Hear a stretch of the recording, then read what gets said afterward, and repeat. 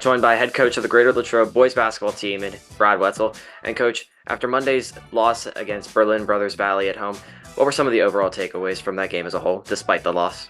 That's athletics. I think that we learned that, when you feel a team out as good as they are and dig a hole, and a lot of it had to do with them, not just us. But when that hole was developed, I give our kids a lot of credit for being able to dig out of it, not only make it a game, but actually, take a lead. So I was impressed with our fight that night for sure. And you mentioned taking the lead. That led by your mad dash in the third quarter right after the first half. What changed from the end of the first half to the third quarter where, as you mentioned, you guys got the lead in that game? Yeah, I think it started in the second quarter and then carried through the third and really reached a crescendo there towards the end of the third quarter. I thought we were really hitting on all cylinders. Looking back, I wish we could have even converted a few more baskets, to be honest with you, because I thought we were really flying. But that was about pace and pressure and just aggressiveness. I think it was all the above, and it was a real good 8 minutes for our guys. Now, this is kind of an off the board question here, real quick, but was that the loudest you've heard the Den in quite some time in that game in particular? No, actually, Rich, we talked about that. That's the loudest we've heard the gym in years. Yeah, for sure. And over the past couple of games in which you guys have really reasserted yourself here in Section 3, Kyle McNeil has really stepped up, and he's elevated his game, he's elevated the players, and he's even gotten a couple of starts for you guys. So how would you say Kyle has evolved over these past couple of games and throughout the entire season as a whole? Yeah, he's really had quite a few starts. Looking back, he started early in the year, probably 4 or 5 games. Then was probably 4 or 5 games, not so, and then he was back and reinserted in the starting lineup.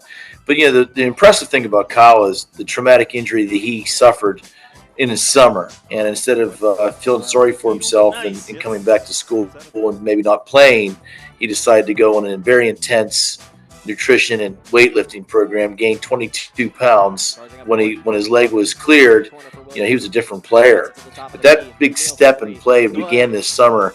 He had a really good summer for us. So, no one's surprised it's around the program at his play. I expect that he's even going to do a lot more here before the season's over.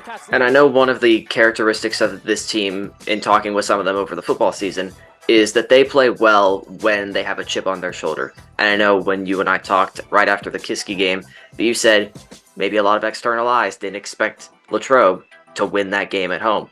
So do you think your players have played with a chip on their shoulder throughout the entire season, and especially as of late, now that they're catching eyes of Westmoreland County and Western PA? Oh, I think no question. I think with the way our season started, with the injury list and everything else, everybody just kind of counted us off. And there's a lot of heart in that locker room. And I also think good teams can do that. They can find ways to motivate themselves, and I think nothing artificial about it. These guys feel that they get the short end of the stick, so to speak, when it comes to what people think they can do, and that's fine. We got to go prove it anyway, so we're here for the second round. I think it's all in front of us. So I think all good teams and good athletes can do that. They can generate some of that idea of having a chip on your shoulder, and I think this team, rightfully so, feels at times it gets the short end of the stick when it comes to that kind of, wherever it comes from. I think they feel that they get overlooked a lot, and it's been true. But I think everything's in front of us. So if we want to prove that it should be different, we've got 5 games in the playoffs to prove that we should be remembered differently than they're talking about us now. So it's in our hands. And I know that you just mentioned 5 games left in your season, and I know coaches like to differentiate the season as far as pre-section, the first round of section play, and the second round of section play. So now that you have that first round of section play behind you, how would you assess, in quote, that first half of your season and the way that you guys progress as a whole? I think it's a good question, Rich. I think it was first round for us. I really think that 3 and 2 is in this section very respectable. I think that of course we probably dropped I would say one of those games we would like to have back. That smashing finish there over at Gateway, the number 1 team in the Whitfield, that was a great way to end the round. And now you just got to gear up and do it again. Everybody's, I would say, based on what I've been watching, everybody's better.